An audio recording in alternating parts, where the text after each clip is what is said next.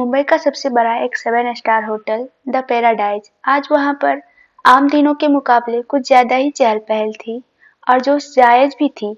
आज यहाँ पर एक हाई प्रोफाइल पार्टी चल रही थी जिसमें सिर्फ देश के बड़े बड़े बिजनेसमैन ही नहीं बल्कि पॉलिटिशियन, बॉलीवुड स्टार और बहुत सी मशहूर हस्तियों ने शिरकत की थी। यहाँ पर हर कोई अपनी अपनी रोटी सेकने में लगा हुआ था। कुछ जो छोटे मोटे और नए बिजनेसमैन थे वह बड़े बिजनेसमैन और पॉलिटिशियन की चापलूसी करने में लगे हुए थे, क्योंकि कुछ को अपना बिजनेस बढ़ाना था और कुछ को अपने रुके हुए काम करवाने थे और कुछ को तो सिर्फ सुर्खियों में आने से मतलब था। पार्टी पूरी तरह से अपने शबाब पर थी। शबाब जोरों शोरों से चल रही थी। पूरा माहौल से संगीत, शराब की बदबू और सिगरेट के धुएं से भरा हुआ था और एक साइड पर बने डांस फ्लोर पर कुछ बार डांसर भी डांस कर रही थी। लेकिन इन दोगले और कमीनेपन से भरे चेहरों के बीच एक चेहरा ऐसा भी था जिसे यह माहौल बिल्कुल भी पसंद नहीं आ रहा था। दम घुट रहा था उसका इस तरह के माहौल में। उसका बस चलता तो वह कब का यहाँ से जा चुका होता, लेकिन वह इतना छोटा आदमी भी नहीं था कि जिसके वहां से जाने या ना जाने से किसी को फर्क ही न पड़ता हो। आखिर वह इस बिजनेस जगत का जाना माना नाम जो था, यथार्थ रजावत, एक 28-29 साल का युवक जो लगभग 2 साल पहले लंदन से इंडिया वापस आया था, वह भी अपने परिवार के कहने पर। उसका पूरा परिवार इंडिया में रहता था, लेकिन पहले तो वह पढ़ाई के सिलसिले में बाहर रहा और फिर उसने वहां पर अपना बिजनेस सेटअप कर लिया, जिस वजह से वह वहीं पर था। लेकिन उसका परिवार उसके बिना नहीं रहना चाहता था, इसलिए वह वापस इंडिया आ गया।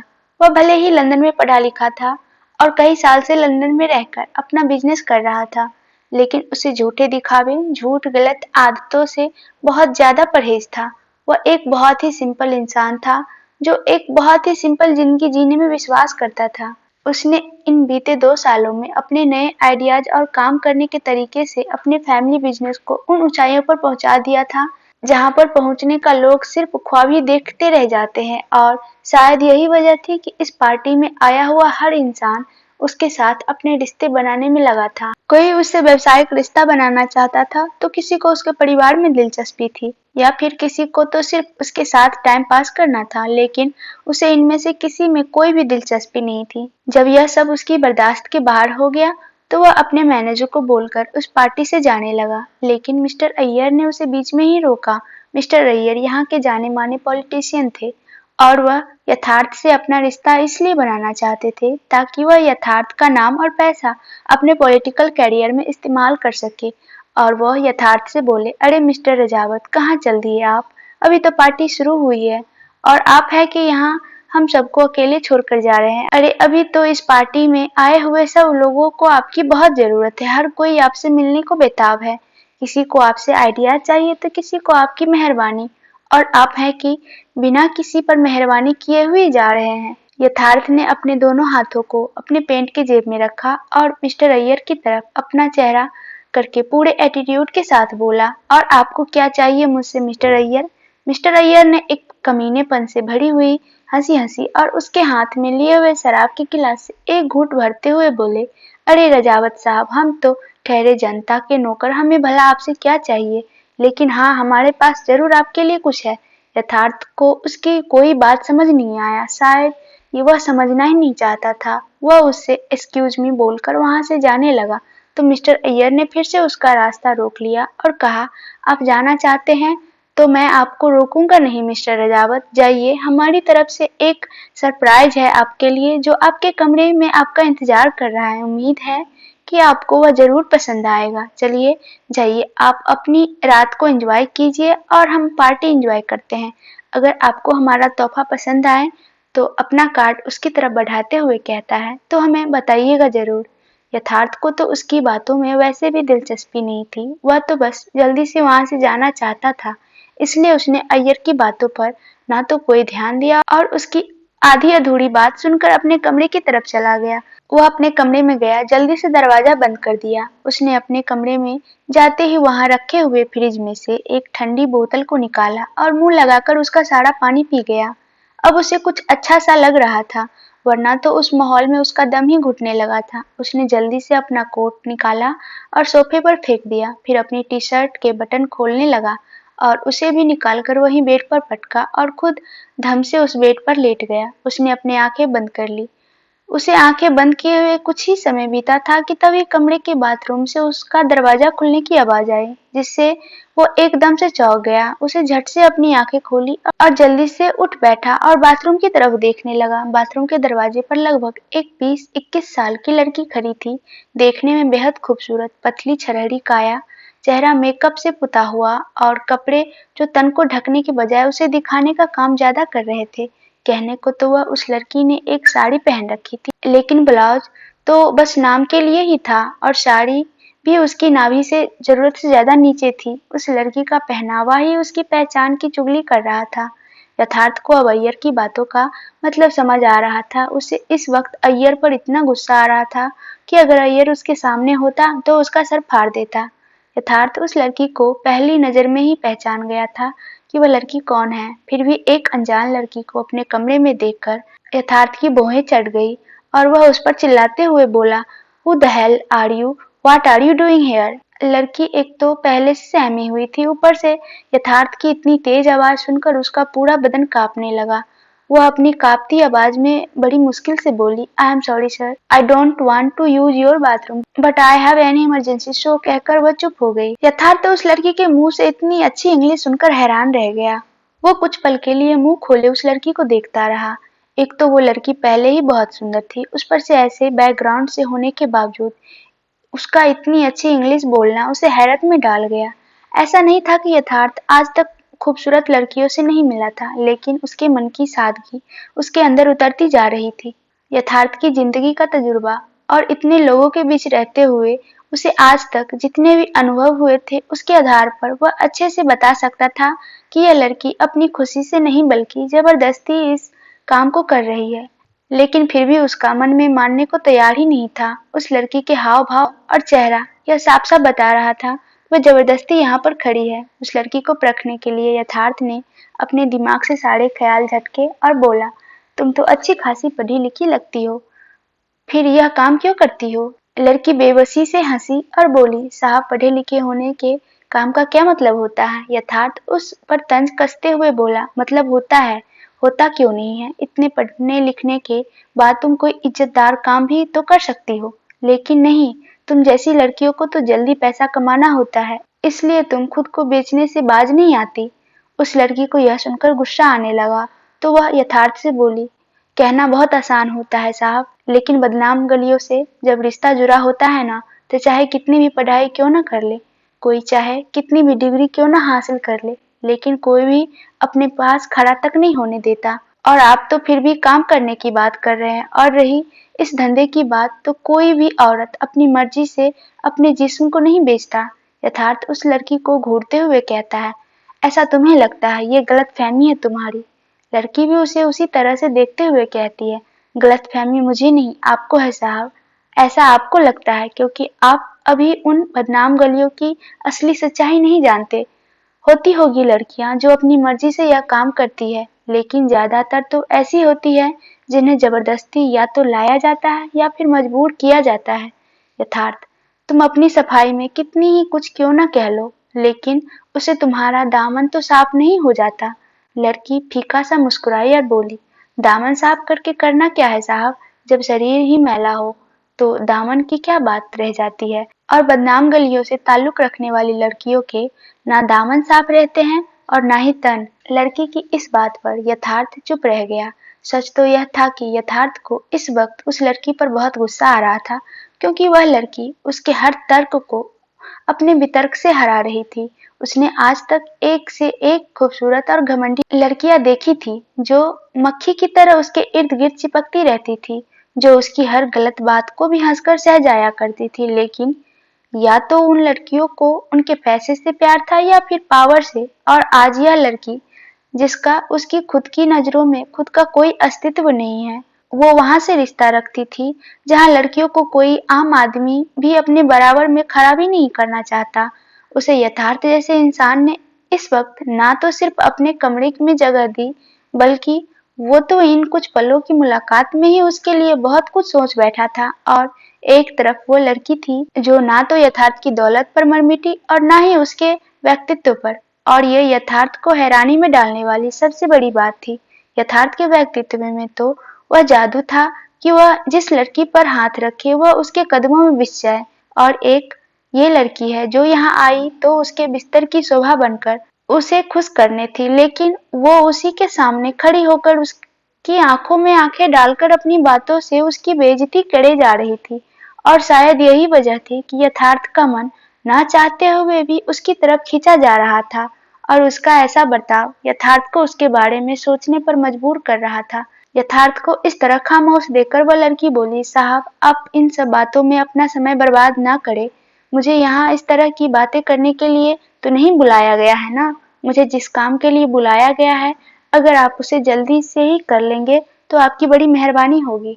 यथार्थ उस जैसी कोई औकात ना रखने वाली लड़की से हारना नहीं चाहता था, इसलिए वो अपनी बातों से उसे तोड़ना चाहता था। उस लड़की की इसी बात पर उसकी बेइज्जती करने का यथार्थ को एक और मौका मिल गया था। वह उस पर तिरछा मुस्कुराया और बोला, अब आई ना अपनी असली औकात पर। बड़ी बड़ी बातें करने से कुछ नहीं होता। वो लड़की उसे बिना डरे बोली, छोटे लोग तो वैसे भी बड़ी बातें नहीं किया करते साहब। यथार्थ, लेकिन जवान लड़ाने का काम बहुत अच्छे से करते हैं। चलो छोड़ो ये बात। फिर यथार्थ ने उसे अजीब सी मुस्कुराहट दी और उसके करीब जाने लगा। वह उसके इस तरह से करीब आने से थोड़ी सी घबराई तो, लेकिन फिर उसके खुद को नॉर्मल कर लिया। बोला, यथार्थ ने उसे उसके दोनों कंधों को पकड़ा और खुद के नजदीक करते हुए, तो तुम चाहती हो कि जिस काम के लिए तुम्हें यहाँ पर लाया गया है वह जल्दी से खत्म कर दो, ताकि तुम कहीं और जाकर फिर से ऐसे काम कर सको। ये कहकर उसने उसे झटके से छोड़ दिया। यथार्थ से उस लड़की को ऐसे बर्ताव की उम्मीद नहीं थी, क्योंकि यथार्थ की आंखों में उस लड़की को हवस नहीं बल्कि कुछ और ही एहसास नजर आ रहे थे। यथार्थ ने उसे इस तरह से छोड़ा तो ना चाहते हुए भी उस लड़की की आंखों में आंसू आ गए, जिसे उसने झट से छुपा लिया। और एक बार फिर से वो खुद को मजबूत करके यथार्थ की आंखों में देखते हुए बोली, साहब जब किसी के मन में किसी के लिए गंदगी बस जाए तो उसे कोई दूर नहीं कर सकता। लोगों को तो सीता माँ में भी अपवित्रता नजर आई थी, तो हम तो नाम से ही अपवित्र है। यथार्थ उसे गुस्से से घूरते हुए बोला, तुम जैसी लड़कियों की यही प्रॉब्लम है, जब खुद को सही साबित नहीं कर पाती और तो इतिहास से उठाकर ऐसे ऐसे उदाहरण देना शुरू कर देती हो, लेकिन तुम्हारी किसी भी बात का मुझ पर कोई असर नहीं होने वाला। लड़की भी यथार्थ को सीधा सपाट जवाब देते हुए बोली, आप पर असर करने की ख्वाहिश भी किसे है, या यूं कहूं कि मुझे आपसे कुछ कहना भी नहीं है। यथार्थ, जब कुछ कहने के लिए होगा तो ही कहोगी ना। तुम भी जानती हो कि जो मैं कह रहा हूँ वह सच है।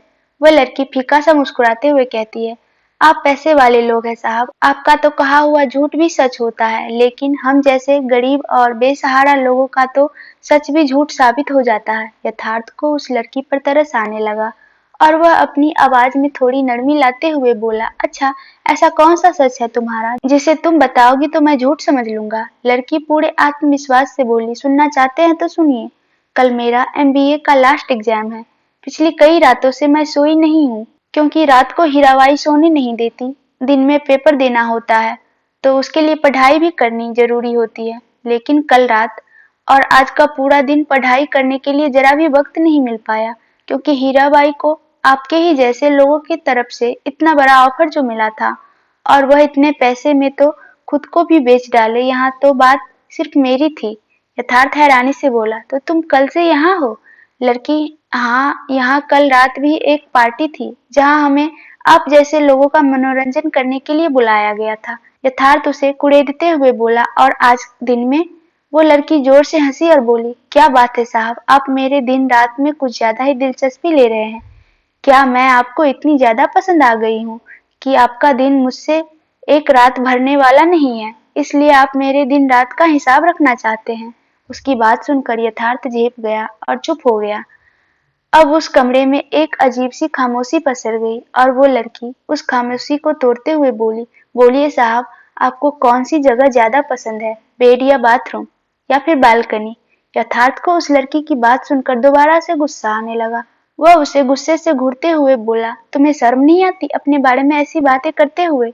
वह लड़की जोर से हंस पड़ी और बोली, क्या कहा आपने, शर्म है ना? अरे साहब, अगर शर्म आती तो आपके सामने यूं खड़ी ना होती। जहाँ लड़कियां कपड़ों से अपने तन को इसलिए ढकती है ताकि गैर मर्दों की उन पर नजर न पड़ सके, वही हम अपने तन को इतने लोगों के सामने उछालकर इसलिए खड़े हो जाते हैं आप जैसे लोगों की नजर हम पर पड़ सके, और आप शर्म की बात करते हैं। छोड़िए साहब इन बातों को और वो करिए जो आपको करना है। बहुत बातें हो गई, अब कुछ काम करते हैं, कहकर लड़की अपने ब्लाउज के हुक को खोलने लगती है। ये देखकर यथार्थ जल्दी से अपनी नजरें फेर लेता है और उसकी तरफ पीठ करके खड़ा हो जाता है। उस वक्त उसे इस लड़की पर बेहद गुस्सा आ रहा था। वो गुस्से में उस पर चिल्लाकर कहता है, बंद करो इसे, जल्दी बंद करो, क्या करे जा रही हो तुम। वो लड़की हैरानी से यथार्थ को देखती है जो उसकी तरफ पीठ करके खड़ा था। उसे तो यकीन ही नहीं हो रहा था कि इस दुनिया में कोई मर्द उससे ऐसे भी कह सकता है। कुछ पल तो वो ऐसे ही बेयकीनी से उसे देखती रही, लेकिन फिर उससे जल्दी से अपने ब्लाउज के हुक को बंद कर लिया। उसके बाद यथार्थ ने आगे बढ़ते अपने बेड पर पड़ी हुई शर्ट को उठाकर उसके ऊपर फेंका। उस लड़की ने उस शर्ट को अपने हाथ में अपने चेहरे से हटाया और बोली, यह आपने मुझे क्यों दी है साहब। यथार्थ अब भी उसकी तरफ पीठ करके खड़ा था। वह ऐसे ही बोला, क्योंकि जो तुमने पहन रखा है वह तुम्हारे लिए काफी होगा। लेकिन सच तो यह है कि वह बहुत ही बेहुदा है। औरत का तन ढकने के लिए होता है, न कि इस तरह से सबको दिखाने के लिए। जानती हो, मिनी स्कर्ट से झांकती हुई लंबी टांगों से ज्यादा आकर्षण साड़ी के नीचे से हल्के हल्के दिखते हुए पैरों की तरफ हल्की सी झलक में होती है। किसी को अपनी तरफ आकर्षित करने के लिए तन पर से कपड़ों की दीवार हटाने की कोई जरूरत नहीं है। अपने व्यक्तित्व से, अपनी बातों से, अपनी अच्छाई से भी किसी को अपनी तरफ आकर्षित किया जा सकता है। वो लड़की कुछ कुछ यथार्थ को समझने लगी थी।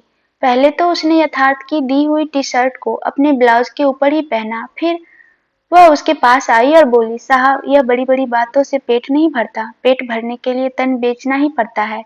यथार्थ इतनी पढ़ी लिखी हो तो कोई अच्छा काम क्यों नहीं करती हो। जरूरी है ये जिल्लत भरी जिंदगी जीनी। लड़की उसे हैरानी से देखने लगी तो यथार्थ बोला, ऐसे क्या देख रही हो। वो लड़की खुद को यकीन दिला रही थी कि आप जैसे मर्द भी होते हैं इस दुनिया में। आज तक जो भी मिला उसके हाथ सिर्फ और सिर्फ मेरे तन से कपड़े हटाने के लिए ही आगे बढ़े हैं। आज पहली बार कोई हाथ हमारी तरफ बढ़ा है जिसने तन से कपड़े हटाए नहीं बल्कि पहनाए हैं। पहली बार कोई ऐसा मिला है जिसने तन को बेचने के लिए मना किया है। पहली बार कोई ऐसा मिला है जो तन नहीं बल्कि मन में झांकना चाहता है। यथार्थ को भी अब कुछ कुछ उसकी बेबसी समझ आने लगी थी। उसके दिल में उस लड़की के लिए एक सॉफ्ट कॉर्नर तो पहले ही बन चुका था, लेकिन अब उसकी हालत देखकर उसके बारे में सब कुछ जानने के लिए उत्सुक था। उसने उस लड़की को सामने सोफे पर बैठने को इशारा किया और खुद अपने बैग से निकालकर दूसरी टी शर्ट पहन ली और आकर बेड पर बैठ गया। फिर उसे कुछ याद आ गया। उसने अपने फ्रिज में से 2 कोल्ड ड्रिंक की बोतल निकाली और उसके सामने रखी। एक खुद पीने लगा और बोला, मैं तुम्हारी पूरी कहानी जानना चाहता हूँ, क्या तुम मुझे बताओगी। उस लड़की ने कुछ देर अपने सामने रखी हुई बोतल को देखा और यथार्थ की नजरों से नजरें मिलाकर बोली, लेकिन आप मेरे बारे में क्यों जानना चाहते हैं। आपके कुछ जानने या ना जानने से कुछ भी नहीं बदलेगा। हम लोग तो ऐसे नर्क में जी रहे हैं जहाँ से निकल पाना नामुमकिन है, तो फिर झूठी उम्मीद क्यों पालनी। हम लोग अच्छे से जानते हैं कि हमारे जख्मों का कोई इलाज ही नहीं है, तो फिर अपने जख्मों को कुरेदने का क्या फायदा। आप बातों में अपना समय क्यों बर्बाद कर रहे हैं साहब। इन बातों का आपका कोई वास्ता नहीं। हम लोगों को अपने जिस्म के करीब आने की इजाजत दी है, जिंदगी की नहीं। तो दूर रहिए हमारी बातों से। और मैं एक आपको बात अच्छे से बता देना चाहती हूँ कि जितने पैसे की बात हुई है उसमें से एक भी रुपया कम नहीं लूंगी, चाहे आप मेरे साथ कुछ करे या ना करे। यथार्थ का गुस्सा फिर से चढ़ गया और वो अपनी लाल आंखों से उसे घूरता हुआ बोला, मुझे तुम्हारा किरदार कुछ समझ नहीं आ रहा। कभी तो तुम इतनी बड़ी बड़ी बातें करती हो, फिर कुछ पलों में ही तुम उन्हीं घटिया औरतों की तरह बात करने लगती हो। वो लड़की अपनी जगह से खड़ी होकर गुस्से से चिल्लाती हुई कहती है, खबरदार साहब, जो हमें घटिया कहा तो। घटिया हम औरतें नहीं हैं जो यह काम करती हैं, बल्कि घटिया तो वो लोग होते हैं जिनकी वजह से हमें यह करना पड़ता है। अगर आप जैसे रसूखदार लोग ना होते तो शायद हम जैसी औरत भी ना होती। आप जैसे ही लोग होते हैं जो दिन के उजाले में सफेद कपड़े पहने रहते हैं, लेकिन रात में उनका तन और मन कितना ज्यादा काला है वो नजर आता है। आप जैसे लोग ही होते हैं जिनकी वजह से बदनाम गलियों में रौनक होती है। दिन में इन बड़े बड़े महलों में रहने वाले अक्सर रातों को हमारी ही गलियों के खाक छानते नजर आते हैं। हम लोग हराम का नहीं खाते, ना भीख मांगते हैं, ना चोरी करते हैं और ना ही सफेद पोशी लोगों की तरह किसी का हक मारकर खाते हैं। फिर अपनी छाती पर अपनी हथेली मारते हुए कहती है, जो करते हैं सीना ठोक कर करते हैं, सरेआम करते हैं, बदनाम है तो खुद को बदनाम कहते हैं, उन लोगों की तरह नहीं जो सुबह तो औरतों के अधिकार पर लंबा चौड़ा भाषण देते हैं, फिर थकावट मिटाने के लिए उन्हीं औरतों को अपने बिस्तर की शोभा बनाते हैं। हम अपने जिस्म को बेचते हैं, लोगों की गालियां सुनते हैं, उसकी मार खाते हैं, तब जाकर अपने लिए 2 वक्त की रोटी का जुगाड़ कर पाते हैं। यथार्थ को अपनी गलती का रियलाइज हुआ तो वह जल्दी से बोला, आई एम सॉरी यार, मेरा कहने का वह मतलब नहीं था, तुमने ही तो पैसे की बात की थी इसलिए मैंने सब कह दिया, प्लीज बैठ जाओ ना, तुम तो जरा सी बात पर इतना ज्यादा गुस्सा हो गई। वो लड़की वापस से बैठते हुए नरमाई से बोली, पैसे की बात इसलिए की थी क्योंकि वह मेरी मजबूरी थी। अगर आपने आज रात के पैसे नहीं दिए तो कल हीराबाई मुझे पेपर देने नहीं जाने देंगी और मेरे पूरे साल की मेहनत खराब हो जाएगी। यथार्थ, पैसे और पेपर की टेंशन तो मत लो, तुम इस वक्त जिसके साथ हो उसके लिए तुम्हारे कॉलेज का दिन खुद तुम्हारा पेपर लेने ही आ जाएगा। वो तो लड़की उसे हैरानी से देखने लगती है। वो मुस्कुराते हुए कहता है, डोंट अंडर एस्टिमेट मी। वो एक पल को तो उसकी कातिलाना मुस्कान में खो जाती है, लेकिन फिर जल्दी से संभल भी जाती है क्योंकि ऐसे ख्वाब देखना भी उसकी पहुंच से बाहर था। यथार्थ वो चांद था जिसे वो पाने की तमन्ना तो रख सकती थी लेकिन उसे पा नहीं सकती थी, और जिस चीज को वो पा नहीं सकती थी उसकी उसे तमन्ना नहीं रखनी है। यथार्थ अपनी ड्रिंक पीते हुए बोला, जब तुम इस सब को ही अपनी किस्मत मान चुकी हो तो फिर इतना पढ़ने की क्या जरूरत है। वो लड़की भी उसे उसी तरह से जवाब देते हुए बोली, इंसान को पता है कि एक न एक दिन उसे मौत आनी है, लेकिन उस डर से वह जीना तो नहीं छोड़ देता ना। एक उम्मीद, एक आशा की किरण है मन में, इसलिए पढ़ना चाहती हूँ कि अपने लिए तो कभी कुछ नहीं कर पाई लेकिन शायद अपने जैसे औरतों के लिए ही कुछ कर पाऊं। यथार्थ, क्या करोगी तुम अपने जैसे औरतों के लिए? और फिर उसके लिए पढ़ने लिखने की क्या जरूरत है जब तुम्हें पहले से ही पता है कि कोई तुम्हें इज्जत से नौकरी नहीं देगा, तो फिर इतने पढ़ने लिखने का फायदा। वो लड़की, जानती हूँ कि जब तक यह पहचान मेरे साथ है तब तक ना तो समाज में कोई इज्जत है और ना ही कोई जगह, लेकिन फिर भी मुझे यह उम्मीद है कि शायद पढ़ने लिखने के बाद मुझे कोई मौका मिले और हमारी जैसी औरतों की जो दुर्दशा है उसमें कुछ सुधार ला पाऊं, और फिर मुझे मौका मिला तो मैं यहाँ से दूर चली जाऊंगी और खुद के पैरों पर खड़ी होकर एक इज्जत भरी जिंदगी जीऊंगी।